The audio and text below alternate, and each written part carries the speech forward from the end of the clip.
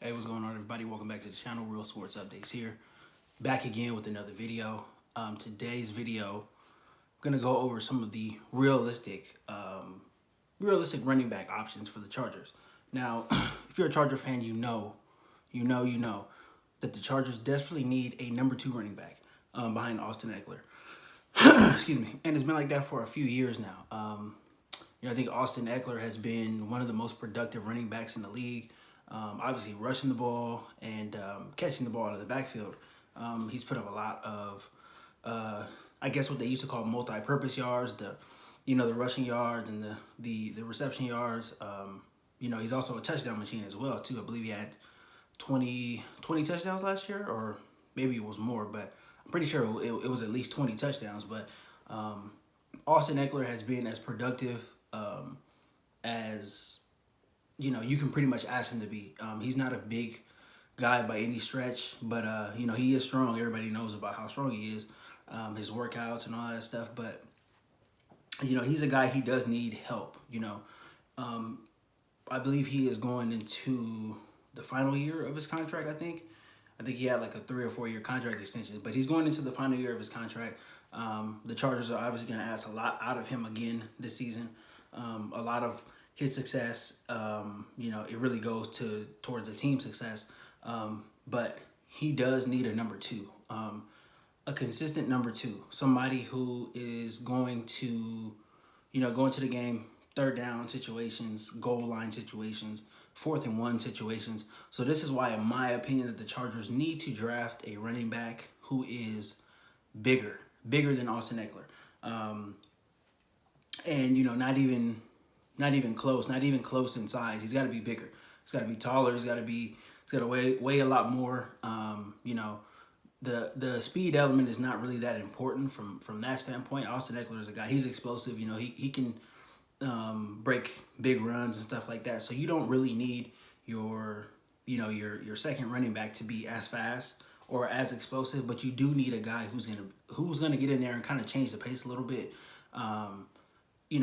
Kind of be like a bowling ball. So this draft is obviously deep in running backs. It's very, very deep in running backs. Deep in quality running backs. But like I said, the realistic options are going to be there probably in the 4th round on. The Chargers probably are not going to. Pretty obviously not going to take a running back in the 1st round.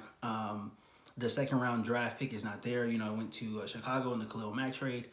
3rd round, it will probably, be, I don't know, depending on what the Chargers do in the 1st round. You're looking at linemen. You're looking at potentially a linebacker, maybe.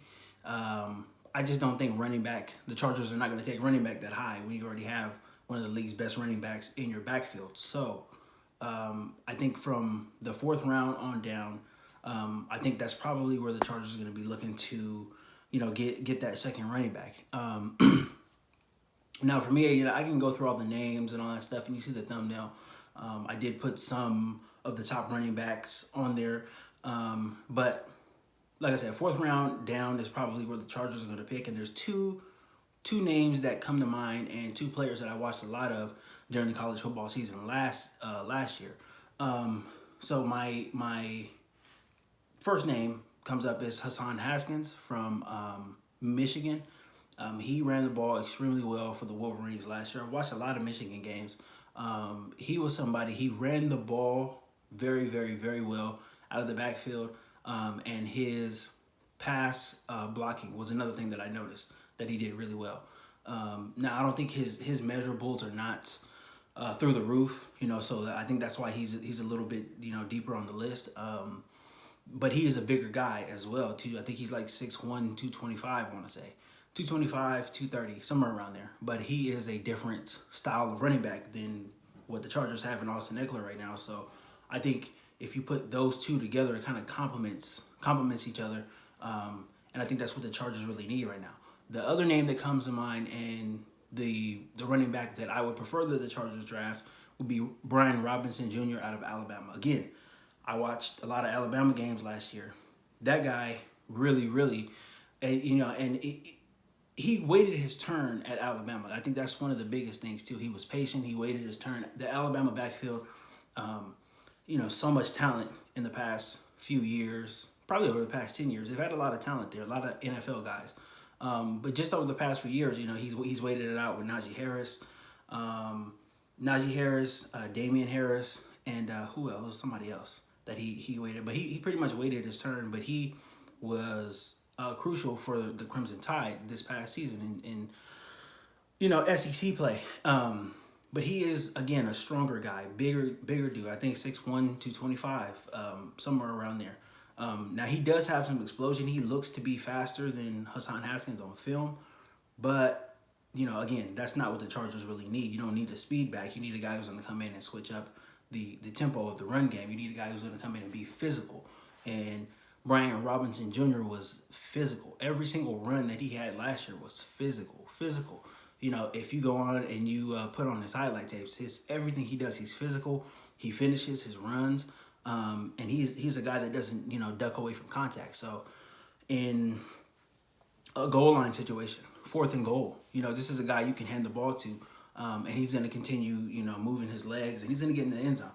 Same thing, 4th and 1, 3rd and 1, these really crucial downs that, Austin Eckler is not a big dude. And if Austin Eckler gets the ball in these situations, and he doesn't have a full head of steam, he's probably not picking up these 3rd and 4th downs, just because of how small he is. And we know how strong he is, but in situations like that, if a defensive lineman, has a hand on you, or if he wraps you up, it's hard for him to, take his momentum and move that guy out of the way, him being as small as he is. Again, he's strong, but he's just the body, his body mass is not, what these bigger backs have. So again, Brian Robinson Jr., I think he is a perfect complement to Austin Eckler in the Chargers backfield, especially when the Chargers want to switch up the tempo. Now, and just like I said in several videos, Justin Herbert has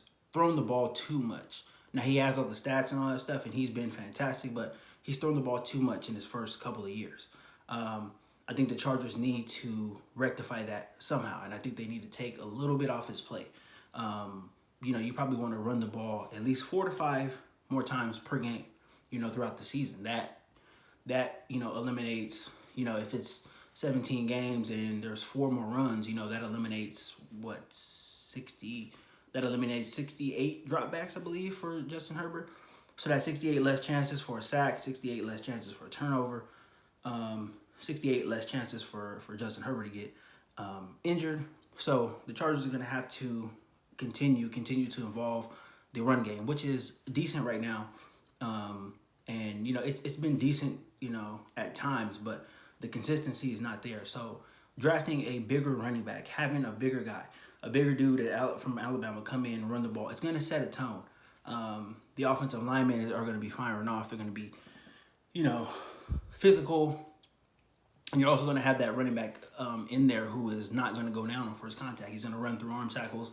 He's going to pick up the tough yards. Like I said, those tough 3rd and 4th down opportunities. He's going to pick up those yards. The other thing about Brian Robinson, why I prefer him over Hassan Haskins. Now, I pointed out Hassan Haskins, he did pass block pretty well. But the thing at Alabama, and I think one of the things that makes Alabama running backs so successful in college football, not just college football, but in the NFL as well, too, is that they learn to pass block when they get there. It doesn't matter how talented the guy is, it doesn't matter how electric he is. The Alabama running backs are required to pass block before they even touch the field. So that's something that they learn, and that is one of the skills that you learn in college, especially at that position, that easily translates over to the NFL. So Brian Robinson Jr. is just as physical in the pass blocking game. So he's a guy where, if you want to run some play action or something and, you got somebody bearing down, Robinson Jr. is going to step up and he's going to take somebody down, right in the middle of the line. He's going to take somebody down, if they're rushing on the outside.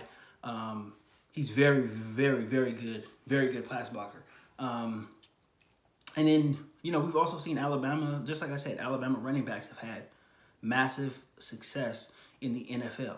I think that's the one position that has been so consistently good in the NFL from Alabama. Aside from the wide receivers, I think the running backs have been really really good because they know they run a well, they did for a while. They ran a pro style of run game. So these running backs were used to.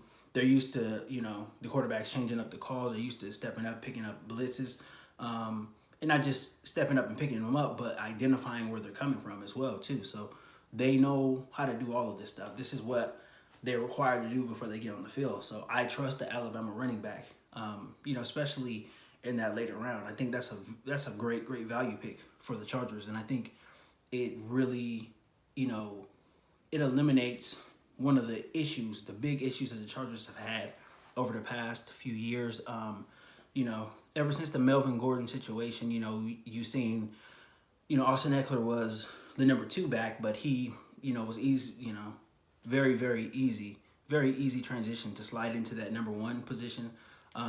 But the Chargers have not really had anybody behind him. The guys now, I think it's Josh Kelly, Roundtree.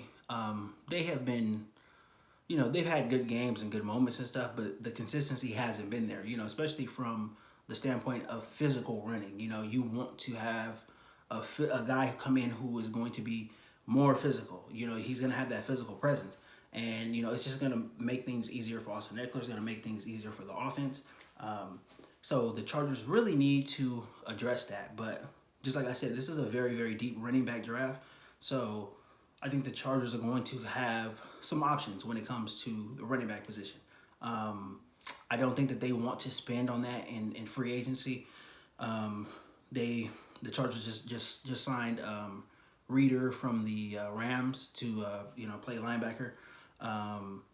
So I think the cap space is kind of shrunk a little bit. I think there might be room for maybe one more signing or so, but I don't think that the Chargers are going to use it on a running back. Especially with this draft being so deep the way that it is. So, and I don't know how many running backs are projected to go in the first round. So this just might be a thing where people are starting to pick them up after round 1, maybe round 2, round 3, whatever. But there's going to be some there, especially going round 3 and down. There's going to be a lot of running backs there. There's going to be a lot of talent there. There's going to be a lot of value picks there as well too. So that's definitely an issue that the Chargers need to address. It's not the number 1 issue. It's not the most important issue that's pressing for the team right now. But I think it is something that they are going to have to address, because it is going to, once they do have that guy in there who is a solid number 2 and who is consistent, it is going to make things easier. The offense is going to be able to run. Offense is going to be able to run at a more efficient pace than they were last year. They were good last year, but the efficiency wasn't there. Especially if you look at the Raider game, picking up these 3rd and 1s, these 4th and 1s, the ones that Staley loves to go for. The Chargers weren't able to really do anything a couple times, and that's when you needed it the most. So if you pick up a big bruising back who's going to come in, who's going to give you, 7 to 8 carries a game, it doesn't have to be for a lot of yards, but you have to be able to pick up yards in those crucial situations, those game-winning situations. I think, if the Chargers do that, if they address it, then it's going to go a long way towards them having a great season and having success in the playoffs as well too. That's a big thing. You got to run the ball consistently. You got to be on a level where your offense can operate at the pace that it normally does, but you still have to be balanced as well too. You can't just give the defense a whole bunch of looks and a whole bunch of opportunities to hit your quarterback. You got to be able to run the ball, keep the clock running, and be able to ice the game. So that's pretty much what I think the Chargers need to do at running back. Hit the comments though. Let me know what you think. When should the Chargers draft a running back?